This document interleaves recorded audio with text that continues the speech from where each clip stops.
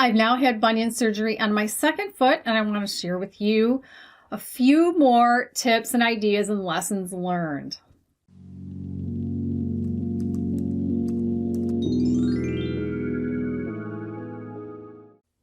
Hi, I'm GloryB, and this is GloryB-TV. Well, I have an entire playlist of my bunion surgery experience for my first foot, which I had on my right foot. This time I've had my left foot done, and I want to share with you a few more things that I learned.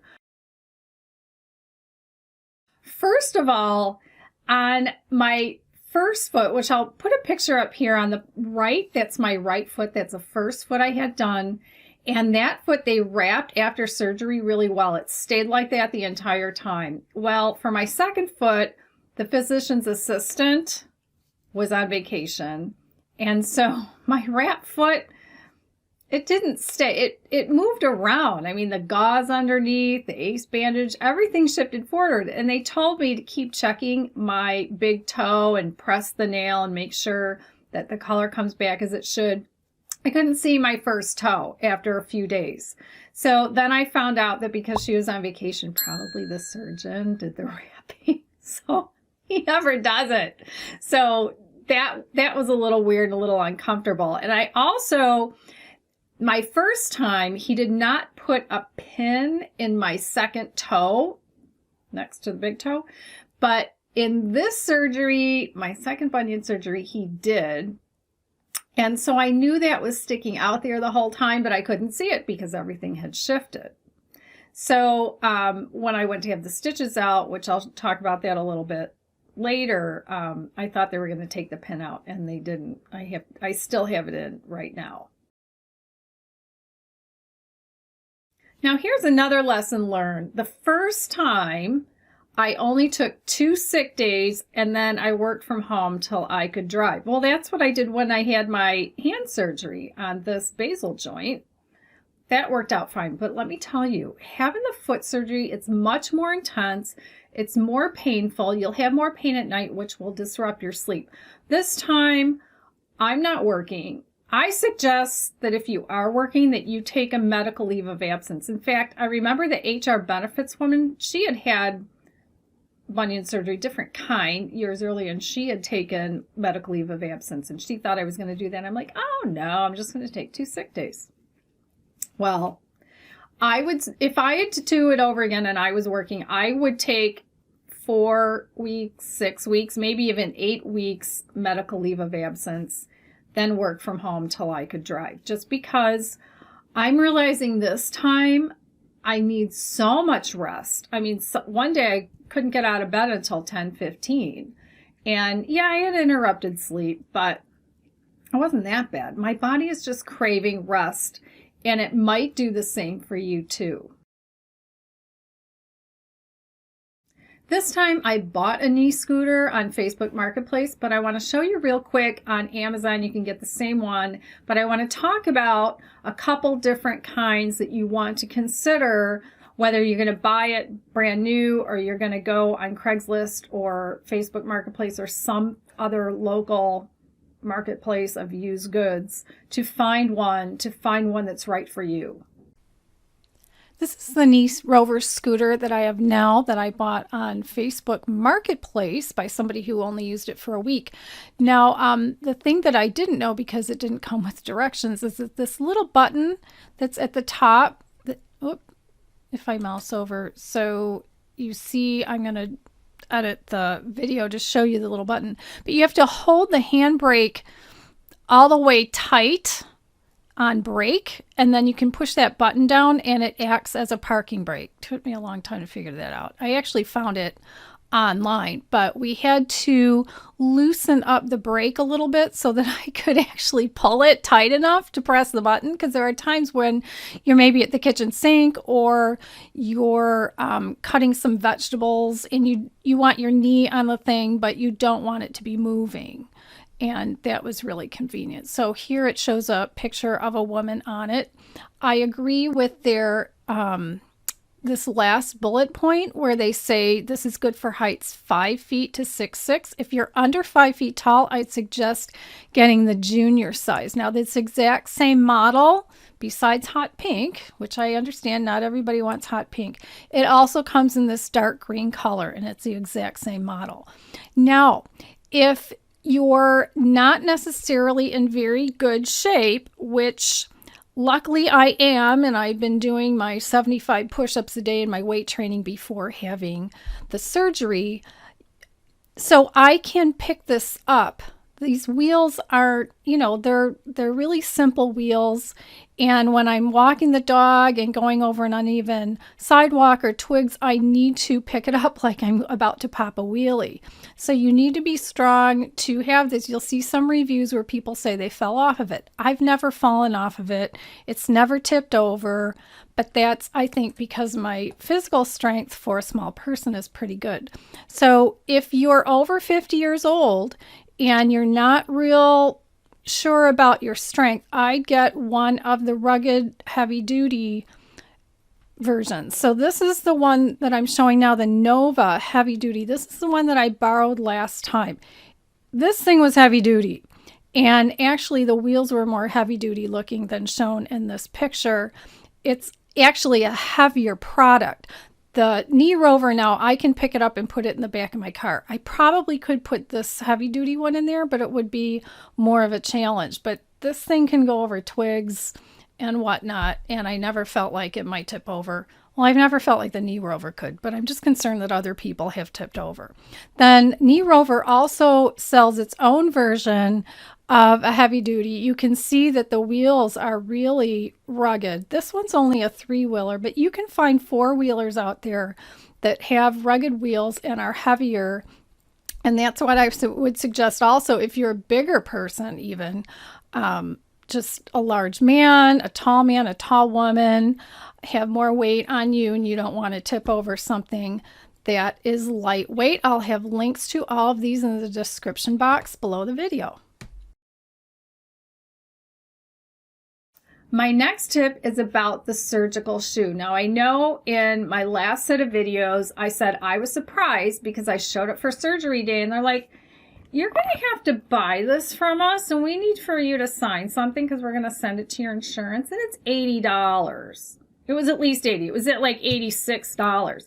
Well, you can find this exact brand, this exact shoe on Amazon or maybe other places, but I have links in the description box below where you can get these from between $11 and $15. But here's my tip for this time. Buy 2 and tell the doctor ahead of time, I'm buying 2, and then bring one with you. And the reason you want 2 is because you want one for outside and a second one for inside the house.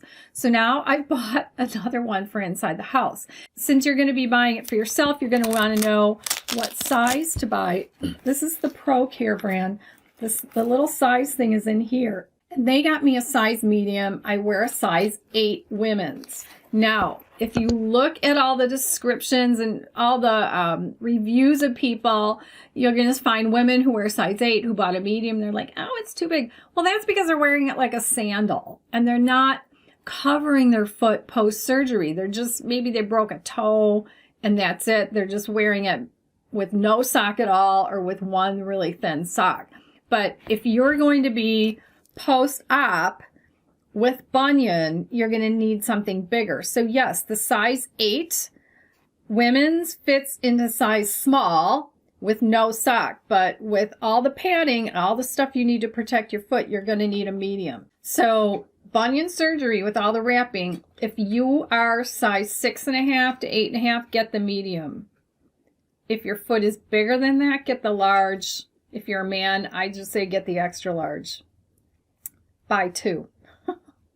I also was having a hard time finding another medium on Amazon, but that's because I was passing by anything that wasn't Prime. So I clicked on one of them and it was the size medium. And even though it didn't say before I clicked it that it was free shipping with Prime, once I clicked in it, it was. Took a little longer to get it, but that's okay because you're going to want a clean one for inside the house. If you're going to take Norco for pain, which is usually what they prescribe, you will get constipated. Now, the doctor's documentation sent me home with, well, even in my last appointment, because I had talked to them about it before, and the physician's assistant is the one who puts the documentation together. And I said, give me everything I need in my last doctor appointment before surgery. Don't tell me stuff on surgery day and have me go home, because I can't get out of the house then to get what I need.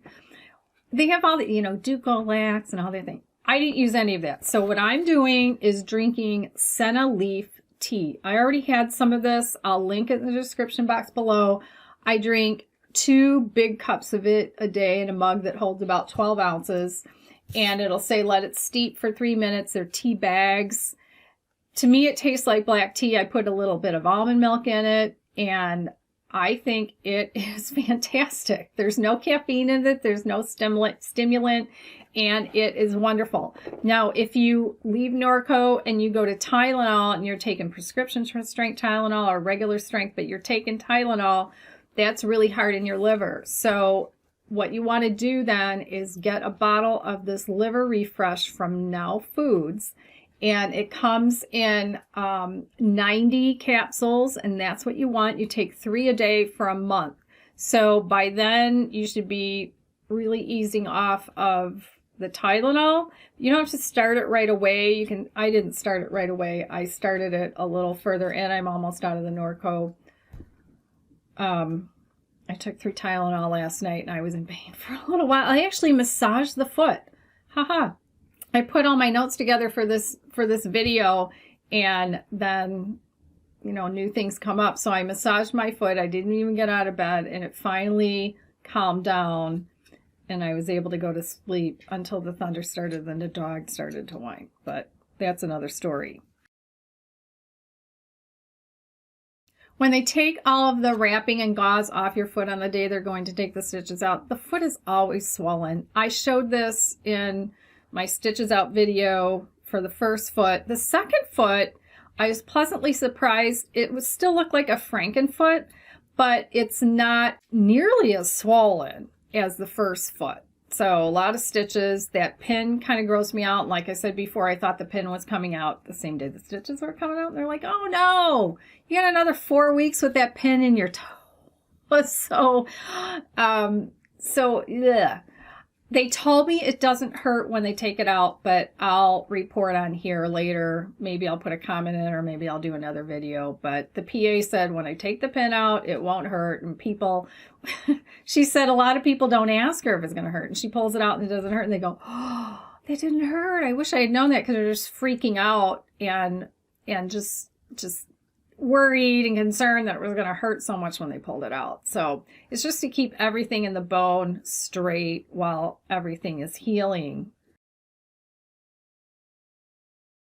Now, the last time when I was at this point after the stitches came out, I could wash it. And I even showed in the video I would put the lid down on the toilet, sit on it, put the foot into the tub, take a shower massage, and I would gently wash it and wash it with a washcloth. Well, she said with the pin in there, you can't get it wet, but I can take a damp washcloth and wash the foot, because of course after being covered like that, the skin is looking for a place to go. So about every other day, I give it a good scrub. They cleaned my foot off in the doctor's office. The nurse did, and in between my toes and everything. But it really needs it every other day. But I also want to show you how I wrap my foot now for the time being. I'm going to show you how I'm wrapping the foot now. So as you can see, I have the tapes over the scars where the stitches used to be. I still have the pin. Nothing to freak out about. I freaked out, but anyway. So I start with one of these tubular socks that they gave me at the doctor's office. You can ask them for more. Just ask them to cut more. They come in a big roll.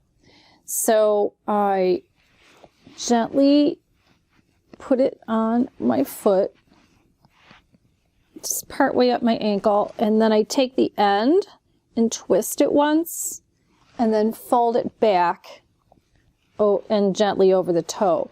Then I take a sock. Now this is a big comfy sock. These are the ones that have the little stickies on the bottom so that you can actually wear them as slippers in the house. But just get something roomy. You can get these at Kohl's, Target, Ulta, places like that. You can find them online. And just make sure it's a big one. You don't want something that fits your foot really tightly.